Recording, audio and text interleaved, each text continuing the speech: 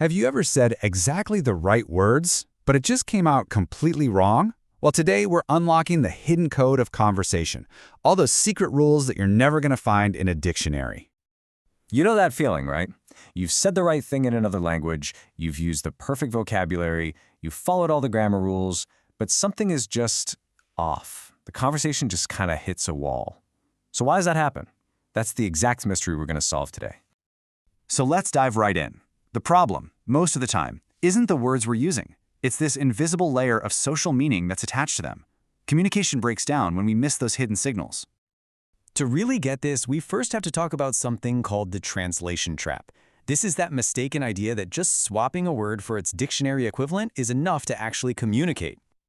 The secret to escaping this trap is understanding pragmatic cues. Now think of these as a language's invisible instruction manual. It's the part that tells you how, when, and why to say something, not just what to say. It's about learning the whole manual, not just memorizing the words. Let's start with a perfect example, something we all do every single day, just saying hello. It seems so simple, but the code here, it's surprisingly complex. Okay, take the Japanese word konnichiwa. Your dictionary is probably going to tell you it means hello or good afternoon. But if you walk into a small shop in Japan, you'll hear people say it, and in that context, it's actually working like excuse me. The same exact word is doing a totally different job. It all depends on the situation. And this highlights two completely different ways of thinking about it. In English, when you're choosing between hi, or what's up, or good evening, you're thinking about how formal the situation is and who you're talking to. But in Japanese, the choice is often way simpler. It's all about the time of day. It's like two different instruction manuals for the same simple task.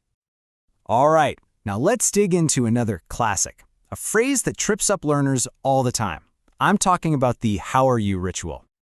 I mean, seriously, think about it. When someone in an English-speaking country asks you this, are they really asking for a detailed report on your health and well-being? The answer is, well, usually no, not at all.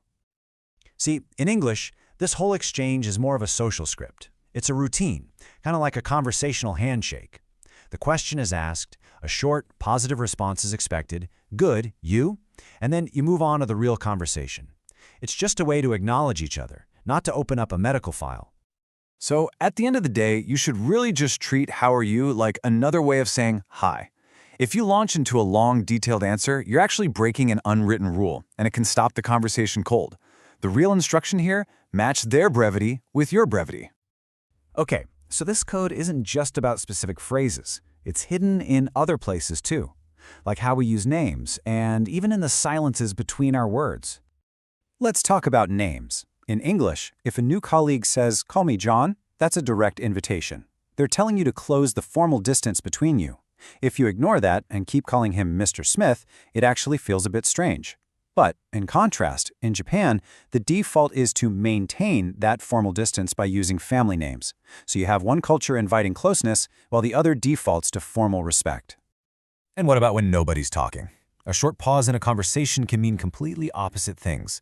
In a Japanese context, that silence often shows that you're respectfully considering what the other person said, but in many English-speaking contexts, that exact same silence feels like a vacuum. It's awkward, it can feel like the other person has lost interest. So to avoid that awkward silence, English speakers have this whole toolkit of little fillers. You know, words like I see, right, or uh-huh.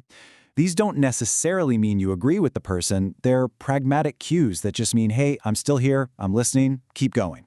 They're all about keeping that channel of communication open.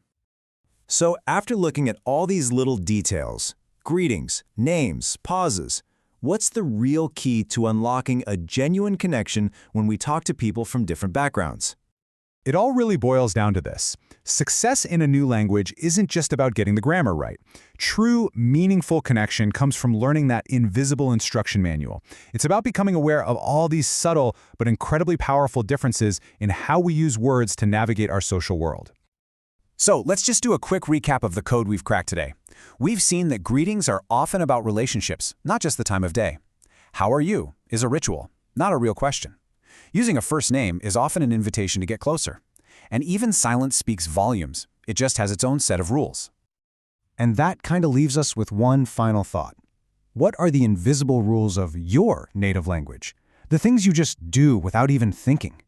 Because once you start seeing the code in your own communication, you'll get so much better at spotting it and understanding it in others.